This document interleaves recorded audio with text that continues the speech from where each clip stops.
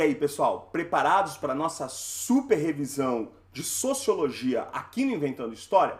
Bom, na aula de hoje eu vou abordar alguns dos principais tópicos da disciplina de sociologia focado aí na prova do Enem. Eu tenho, antes de mais nada, que lembrar vocês que alguns dos temas mais presentes na prova já estão lá na nossa playlist Inventando História no Enem. Nessa playlist, quero chamar a atenção para 3 vídeos especificamente. O vídeo número 2, no qual nós abordamos a questão da cultura material e imaterial, lembrando que o tema relacionado à cultura é bastante comum na prova do Enem, então deem uma olhada lá nesse vídeo, né, e na abordagem que o Alan dá lá, fazendo a diferenciação entre cultura material e imaterial. Nessa revisão aqui eu ainda vou falar da questão da indústria cultural, né, então a gente não vai deixar de falar na nossa revisão aqui também da questão da cultura.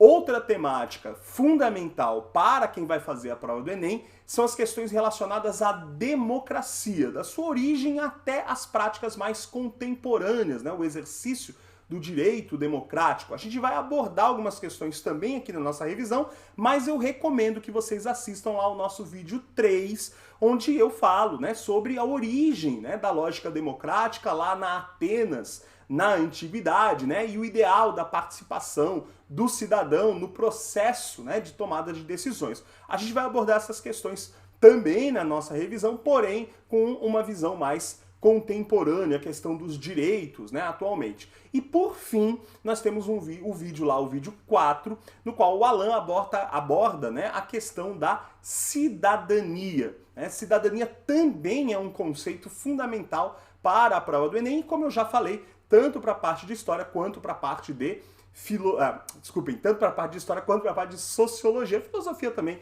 mas sociologia, claro, principalmente, né? E para a gente começar o nosso papo, né, além dessas indicações, na verdade, não é só para você ir lá ver o vídeo, não é isso, né, mas é complementar mesmo a nossa revisão, a gente começa falando sobre o surgimento da sociologia, né? A sociologia entre as ciências humanas talvez seja aí a mais recente, né? A mais jovem, já que ela surge ali num momento de grandes transformações, né? Como vocês podem ver, num ambiente, né, no qual a estrutura da sociedade estava se transformando de uma maneira muito rápida e muito profunda, né?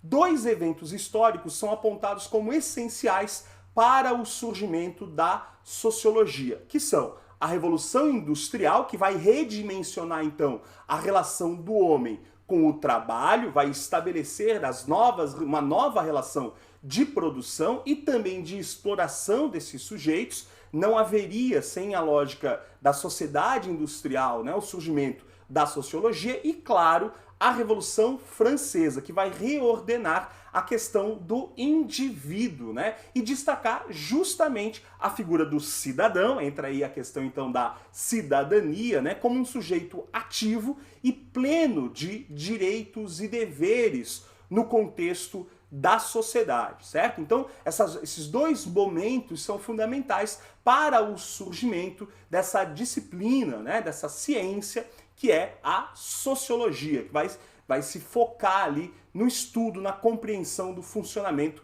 da sociedade. Ao longo do tempo, né, os princípios, os paradigmas da sociologia foram se transformando, né? Nós vamos passar pelos principais nomes, então, dessa ciência como estratégia para a gente estar preparado aí para a prova do Enem, para as questões que eventualmente venham aparecer lá na provinha do Enem no domínio, certo? Então, para a gente começar a falar efetivamente da sociologia, passando por alguns dos principais nomes lá no século XIX, a gente começa com o Comte, Auguste Comte, um francês teórico, fundador então da escola positivista de pensamento. Ele é o cara que percebe então a sociologia como uma espécie de física social. O que o Comte faz basicamente é tentar adaptar os princípios, os paradigmas, né, os elementos ali teóricos das ciências naturais para promover uma ciência social. Ou seja, a ideia da sociologia de fato como a ciência da sociedade,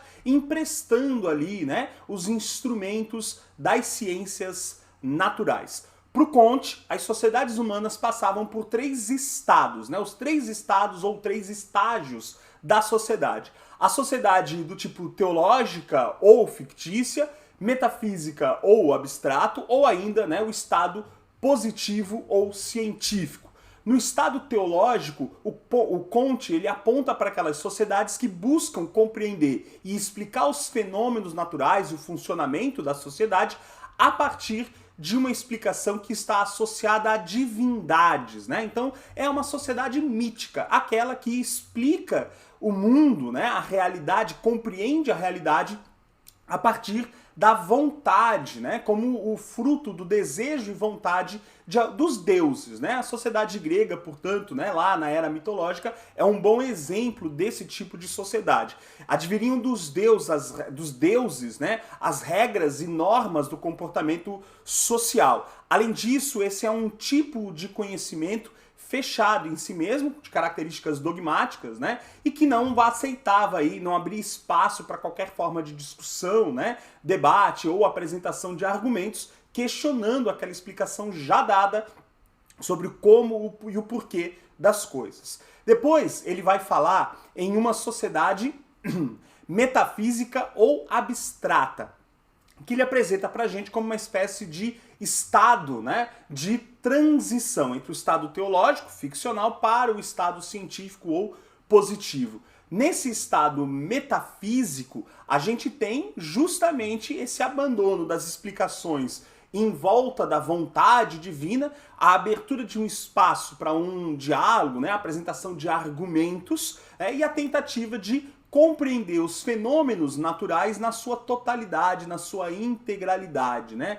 A ideia, né, aqui era buscar compreender a origem de todas as coisas e o ordenamento de todas essas coisas como uma grande, né, unidade, vamos dizer assim, da existência. É aqui que entra a filosofia, justamente na busca de uma explicação sobre a origem e a verdade das coisas. Comte falava então que esse período seria superado pelo período positivo ou científico. No período positivo ou científico, abandonam-se, né, certas especulações sobre a origem das coisas e a preocupação passa a recair sobre como as coisas funcionam, né? Então é justamente, né, em tentar compreender o ordenamento dos fenômenos, cada um deles, né, dentro da sua realidade, passa a ser o objetivo perseguido por esse pensamento positivista aí do Comte, né? Então, os fenômenos precisam ser explicados a partir do momento que eles também possam ser observados, né, na natureza. A explicação tem que ser observável, tem que ser plausível. A grande questão aqui, né, a racionalidade presente aqui, inclusive, passa pela ideia de promover uma espécie de processo de previsibilidade, né? Então a lógica positivista ela prevê, pelo conhecimento de como os fenômenos acontecem, a capacidade do homem de prever, né, esses fenômenos. E isso, claro, aplicado à sociedade. Então a ideia aqui é de que um determinado conjunto de ações sempre levaria a um resultado igual, né? Então aquela ideia da observação científica, né, de um certo empirismo aí, aplicado às ciências humanas. Hoje a gente não lida mais, né, com a ciência ou com a compreensão do mundo dessa maneira, tá? No campo das ciências humanas, pelo menos, não, certo? Também é importante destacar que esse positivismo do Comte vai ter um papel muito importante na sociedade brasileira, especialmente ali no momento em que nós temos a proclamação da República, né? Então, lá no final do Império, início da República, através principalmente dos militares, o positivismo vai ser muito forte na construção da mentalidade brasileira. Inclusive, a bandeira do Brasil, o pavilhão nacional, ela tem lá a inscrição Ordem e Progresso, uma frase, né, duas palavras aí que estão na base do pensamento positivista do Comte, né? A ideia de que o progresso é alcançado através do ordenamento, através da ordem das coisas, certo? Bom, então, cerramos o positivismo aqui e já vamos para o nosso próximo pensamento. A segunda figura, então, importante para a gente aqui na sociologia é o Durkheim, também um francês que também vai, né, produzir bastante ali no século XIX e que vai, nos seus estudos, dar ênfase ao que ele vai chamar de fatos sociais. O fato social para o Durkheim era o que gerava, né, num conjunto de uma sociedade, de um grupo, um padrão de comportamento. Esses fatos sociais são marcados por três características gerais na concepção do Durkheim. O fato social ele é sempre exterior, ou seja, ele não está ligado, né, à vontade, né, aos valores do indivíduo, né, aqueles valores que a gente poderia chamar aí de valores subjetivos, né. O fato social ele também está no campo, né, da generalidade, ou seja, ele é sempre geral. Aquilo que acontece com uma pessoa não determina, né, um fato ou o comportamento dessa pessoa, é somente, né, aquilo que atinge a coletividade, um grupo grande de pessoas que pode ser considerado uma generalidade que gera o fato social, e o fato social em geral ele é coercitivo, né? Ou seja, faz as pessoas se comportarem de uma determinada forma pelo medo de sofrer algum tipo de coerção social, né? De ser julgada, então, ser julgada aí pela sociedade. Portanto, o fato social determina o padrão de comportamento e esse fato social ele é geral, coercitivo e exterior. Entretanto, bastante importante aí para entender, né, por que cada grupo humano se comporta de uma determinada maneira. Além disso, o Durkheim tentou entender o que mantinha as sociedades ou os grupos humanos juntos. E aí ele trabalha, né, com o princípio da solidariedade entre os indivíduos. O Durkheim parte também de uma premissa, é importante destacar isso, né, de que a sociedade é um conjunto que se sobrepõe sempre ao indivíduo. Aquela ideia, né, de que a soma dos indivíduos, aliás, o todo é maior do que a soma dos indivíduos. Isso é muito importante no pensamento do Durkheim. A sociedade é um organismo, né, que está além dos indivíduos. É como a ideia mesmo de um corpo, no qual o conjunto, uma célula sozinha não diz nada do nosso corpo, né? É o conjunto de células que forma, por exemplo, o corpo humano. E ele entendia a sociedade de maneira semelhante. E aí ele fala da questão da solidariedade que mantém aí, né, esse ordenamento entre as células, né, entre os indivíduos. Vejam que o Durkheim também traz para o seu pensamento elementos aí das ciências naturais. E aí ele diferencia essa solidariedade em dois tipos: a solidariedade mecânica e a solidariedade orgânica. Ele vai observar ou perceber que sociedades com diferentes níveis de complexidade apresentam diferentes tipos de solidariedade. As sociedades mais simples, né, são aquelas que ele vai classificar como sociedade de solidariedade mecânica. Nessas sociedades existe uma maior consciência coletiva. Em geral são grupos menores, né, como por exemplo uma nação indígena, né, no qual existe também pouca divisão do trabalho. Cada indivíduo, claro, se reconhece como indivíduo, mas compreende melhor o papel de cada um dos outros indivíduos que compõem esse grupo, gerando então um tipo de solidariedade que ele classifica como mecânica, né? O outro grupo, né, aqueles mais complexos, né, a sociedade mais urbanizada, as grandes cidades, ele vai observar uma solidariedade que ele chama de orgânica. Existe aí uma menor consciência de coletividade, né? Os sujeitos não têm, né, não fazem um reconhecimento da importância de cada um dos outros indivíduos que compõem esse grupo, e há nesse grupo também, na solidariedade orgânica, uma maior divisão do trabalho. Portanto, né, sociedades mais complexas, solidariedade orgânica, menor consciência coletiva e maior divisão do trabalho, e nas sociedades menos complexas, né, sociedades menores, existe uma maior consciência coletiva e também uma menor divisão do trabalho, ok? Encerramos Durkheim, vamos pro próximo. A terceira figura que a gente vai chamar a atenção aqui é para o Karl Marx. E claro, Karl Marx, o marxismo, né? É muito importante porque o Marx ele vai introduzir uma série de ferramentas metodológicas que vão ser utilizados tanto no campo das ciências sociais, no campo da sociologia, quanto no campo da historiografia, no campo da história. Marx vai teorizar sobre as relações de poder e de trabalho nas sociedades humanas. Ele não vai também, é importante destacar isso, né, analisar somente a sociedade industrial na qual ele estava inserido, porque ele vai entender que para compreender o ponto onde ele se encontrava, né, na história da humanidade, era necessário perceber como se chegou àquele momento. Era, portanto, necessário perceber uma historicidade aí nas relações humanas. O Marx, entre os conceitos aí, né, e as ferramentas de análise que ele vai utilizar, vai trazer para a gente algumas contribuições importantes, como o materialismo histórico ou o materialismo dialético, no qual ele analisa as sociedades humanas a partir do chamado modo conceito, né, do chamado modo de produção. Então, em cada momento histórico, Marx vai perceber a existência de um diferente modo de produção. E quando ele fala nessa ideia do materialismo, o que ele está dizendo para a gente é que em cada momento da história, a sociedade se organizou conforme as demandas materiais de cada grupo em cada período, né? Daí a lógica, a ferramenta de análise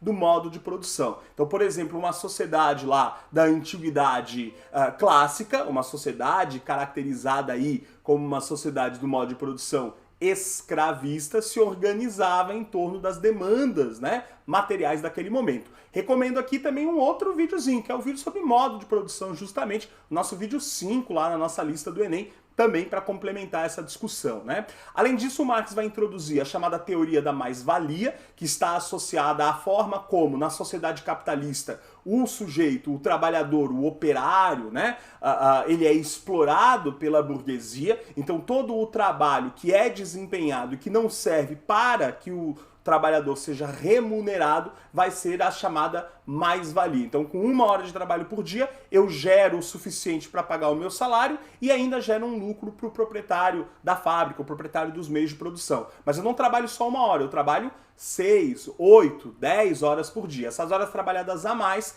vão configurar na mais-valia, na qual esse trabalhador produz uma riqueza que ele não tem acesso, né? Também estabeleceu que o motor das transformações históricas é a chamada luta de classes, ou seja, né, em cada momento da história, a evolução, os eventos históricos são marcados aí pela disputa entre dois grupos, um grupo dominante e um grupo dos dominados, né? Na sociedade industrial, lá do século XVIII e XIX, nós temos então nessa luta de classes, de um lado, a burguesia proprietária dos meios de produção como grupo dominante e o proletariado, submetido então à exploração da sua mão de obra, como o grupo dominado, né? Então, burguesia dominante, proletariado dominado, né? Vai dar ênfase ainda à análise da chamada alienação do trabalhador, né? Ele vai trazer a ideia, então, de que o trabalhador, nessa sociedade em que há uma grande divisão do trabalho, em que o trabalhador não tem mais o controle sobre os meios de produção,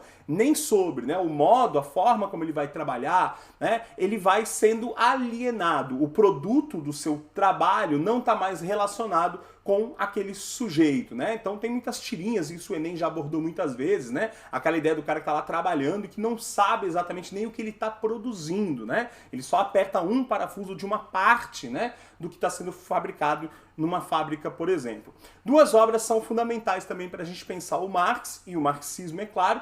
A primeira delas, o Manifesto Comunista, de 1848, um dos documentos mais importantes do século XIX, independente aí do posição ideológica, né? A questão é que sim, esse é um documento importante para a gente entender as relações sociais, porque o Marx chama os trabalhadores à luta pelos seus direitos. O resultado disso é a criação da Associação Internacional dos Trabalhadores, a chamada Internacional Comunista, né? Vai se tornar um instrumento de luta dos trabalhadores no mundo inteiro. E em 1867 a publicação de O Capital, né? A obra mais famosa, na qual justamente o Marx faz uma grande análise do capitalismo e aponta, né, para os possíveis, os destinos possíveis desse sistema quando ele vai, né, segundo Marx, ele vai entrar em colapso, né, e ser substituído por um outro sistema. Certo? Encerramos Marx e vamos para o quarto e último nome que eu quero chamar a atenção para vocês. Bom, para fechar o nosso primeiro bloco, falando aí, né, de figuras clássicas, né, falando aí das principais figuras no surgimento mesmo da sociologia, claro, Max Weber, né? Ele vai pegar ali a transição do século XIX para o século XX e vai introduzir alguns elementos bastante interessantes no seu pensamento sociológico. O Weber vai trabalhar com o conceito de ação ou ato social. A ação ou ato social é o termo que o Weber usa, né? E que delimita a ação que é orientada pela ação dos outros, dependendo então da reação dos demais membros de um grupo. Traduzindo isso que está posto aí no slide para vocês, o Weber está interessado em entender, né, o comportamento que as pessoas têm com base na expectativa que existe da sociedade em torno delas. A ação ou o ato social, portanto, é a ação que os indivíduos têm na relação com os outros. Essa ação ou ato social pode ser de caráter racional, com uma finalidade ou a partir de um conjunto de valores, então racional com finalidade ou em relação a valores, ou seja, é aquela ação que você tem um objetivo, você pensa, ou que você toma com base em valores que você tem constituídos, né? Então, o seu comportamento é ditado aí por um objetivo nesse caso, né? E ele é um comportamento pensado, por isso racional. Já a ação do tipo, o ato social do tipo afetivo, ele tem a ver com a emoção. É quando a gente age conforme as nossas emoções, é quando a gente se deixa levar, quando não há, portanto, uma racionalidade, né? Quando você está lá comemorando um gol, por exemplo, num estádio de futebol, ou, sei lá, você se irrita com alguém, né? E perde aí o controle dos seus atos, e ainda, né? O ato social do tipo tradicional, que é na verdade o mais comum, que é quando, né, nós nos comportamos justamente conforme a expectativa que os outros têm da gente, né? Então, quando a gente orienta as nossas ações, os nossos atos aí, conforme aquilo que é tradição, conforme aquilo que é esperado, que é comum dentro do nosso grupo social. O Weber também vai trazer uma outra questão bastante importante, que são os chamados tipos ideais de dominação, quando ele analisa as relações de poder. E ele vai classificar esses tipos ideais de dominação em 3 grupos, né, em 3 tipos. O tipo tradicional, onde a relação de poder é exercida por uma lógica, né, pautada na tradição, no costume, né? Por exemplo, o domínio de um senhor, de um nobre ou, né, de um rei, então uma dominação que se dá pelo hábito, né, pelo respeito àquela figura, por uma questão aí de tempo, né, enfim. A dominação do tipo carismática, que é uma dominação que, segundo Weber, né, tem uma limitação, ela pode acabar eventualmente, que está associada à capacidade, né, desse agente dominante aí em exercer um domínio carismático, afetivo, né. Tem a ver aí, por exemplo, com lideranças religiosas, líderes de movimentos até populares, né, enfim, figuras, né, que são adoradas, há uma devoção nesse tipo, né, de dominação. E por fim, o tipo burocrático ou legal, né, que é a dominação legal, é aquela que é legitimada pelo conjunto das leis, das normas e que é gerida ali por princípios e valores burocráticos, certo?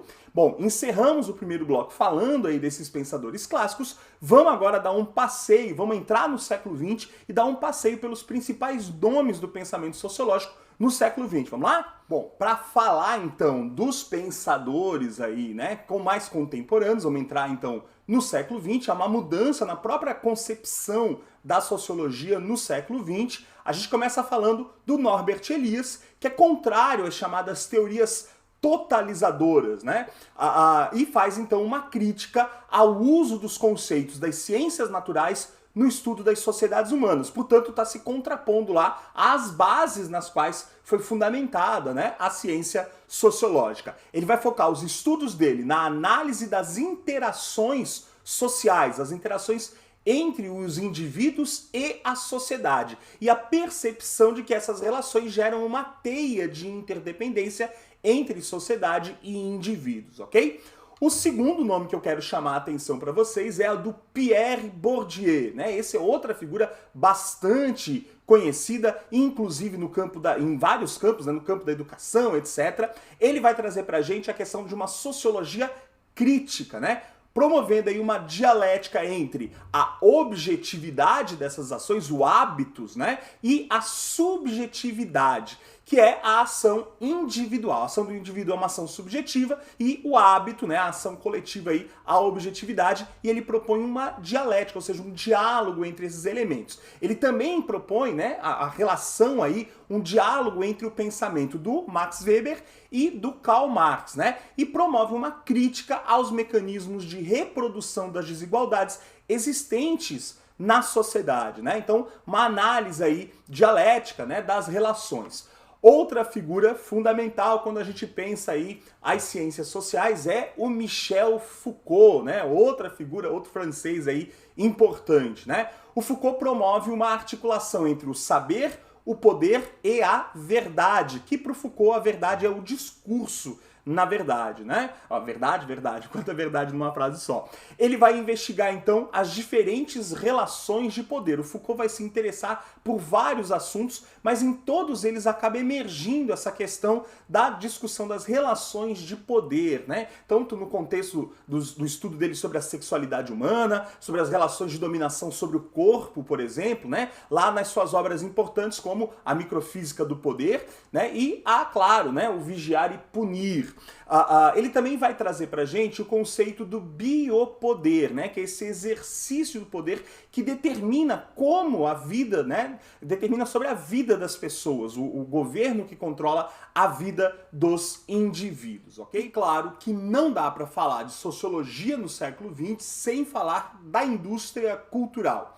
E quando a gente fala da questão da indústria cultural, a gente está falando da Escola de Frankfurt, uma escola de pensamento extremamente importante.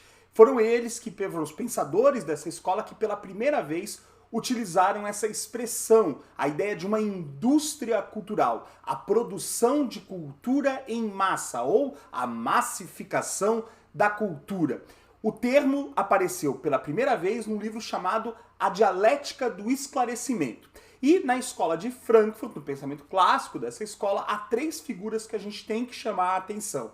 São eles, Theodor Adorno e Max Horkheimer, que mantêm essa ideia, né, um olhar crítico sobre a indústria cultural. Então, eles vão criticar essa massificação e dizer que isso prejudicava tanto uma cultura do tipo erudita quanto a cultura popular, né? Porque descaracterizaria essas culturas, transformando manifestações legítimas num produto a ser consumido e descartado, né? E também a ideia da produção da arte como um instrumento de obtenção do lucro, né? Então essa é a parte da crítica que eles fazem aí desse consumo massificado, né? Seja da música, filmes, a literatura, enfim, sem que houvesse uma profundidade, sem que houvesse uma relação real, né, com a sociedade que não fosse essa relação de consumo. E também a figura do Walter Benjamin. O Walter Benjamin vai trazer uma obra bastante importante, ele tem um pensamento bastante abrangente aí, mas nesse campo, né, ele vai trabalhar com a questão da reprodutibilidade técnica, que é justamente, né, perceber a influência que os avanços tecnológicos vão ter na produção e no consumo, na forma como nós nos relacionamos com a arte e com a cultura, né? Então, antes, quando a gente tem a arte, né, como algo meio artesanal, né, e único, ele vai trazer essa problemática aí de transformar a produção em série, inclusive, de artigos culturais e o seu consumo, ok? Outra figura aí que está associada, inclusive, a essa escola de Frankfurt, né, mas que traz uma abordagem um pouco diferente é Jürgen Habermas, né? O Habermas vai trazer pra gente a questão da teoria da ação comunicativa, né? Então ele vai trazer a questão da linguagem, da linguística, né, como um elemento fundamental para compreender as relações entre os indivíduos, né? E é através da comunicação que se constrói então os consensos sociais, né? Isso no pensamento lá do Jürgen Habermas, né? Ele faz uma crítica aí à razão instrumentalista, etc, né? E, claro, né, para a gente fechar esse nosso primeiro bloco aí de revisão, a gente vai falar da pós-modernidade, né? Um tema aí muito discutido no campo das ciências humanas, né? Gera alguns embates do ponto de vista aí dos pensamentos, né? A pós-modernidade ela surge, né, no contexto da chamada sociedade pós-industrial, né, como uma contestação da própria modernidade e dos valores, né, racionais da lógica, né, iluminista. Há aqui uma crítica, né, a um caráter paradigmático que foi adquirido aí pela ciência, né, ao longo do tempo, pela razão, inclusive, ao longo do tempo, né? O que se propõe aqui nessa sociedade, né, que critica então esse racionalismo industrial, é a possibilidade de se compreender a sociedade, né, a partir de múltiplas possibilidades, né? Então, aliás, não só a sociedade, compreender a realidade a partir de múltiplas possibilidades. Então, essa ideia de promover aí as subjetividades, né, as diferentes formas de ler o mundo a partir das construções subjetivas de cada um dos indivíduos. Então, cada pessoa vai se relacionar com o conhecimento, com o outro, com a sociedade, com as diferenças de uma maneira diferente, com base, né, nos preceitos aí que já se tem pré-estabelecidos. A semiótica, a linguística e a comunicação são áreas essenciais para o pensamento da pós-modernidade. Promove-se aqui o estabelecimento de uma consciência histórica crítica, né? Questionando, então, valores postos ou paradigmas estabelecidos, né, na sociedade. E, claro, a gente não pode falar de pós-modernidade sem citar Zygmunt Bauman, né, e a sua modernidade líquida aí, ele que virou um dos pensadores mais importantes nas últimas décadas aí, tem dado contribuições importantes para esse campo e tem influenciado o comportamento e o pensamento de muita gente. Sua principal obra, né, A Modernidade Líquida, depois ele tem uma série, né, de livros que vão trabalhar com essa ideia da ausência, né, de limitações muito precisas, né, essa coisa de pensar o conhecimento ou o saber como caixinhas fechadas, né. Ele fala aí que há uma fluidez, né, nas relações dos indivíduos, nas relações das sociedades, entre outros campos, né. Então, traz uma perspectiva de ambivalência, né? Ele não vai negar a razão científica, né? Mas ele defende uma razão científica que esteja aberta a uma pluralidade de pensamento, ok? Gente, com isso a gente encerra esse primeiro ciclo de revisão de sociologia. Logo menos a gente vai trazer aí também a parte de sociologia do Brasil e alguns outros conceitos importantes para a gente fazer e se dar bem lá na prova do Enem, ok? Então, continua seguindo a gente aqui, né? Se inscreve no canal, segue nas redes sociais, no Instagram, canal Inventando História, no Facebook, /Inventando História, ou lá no Twitter, né? Inventando HST. Valeu? Terminamos por aqui, logo eu volto com mais. Tchau!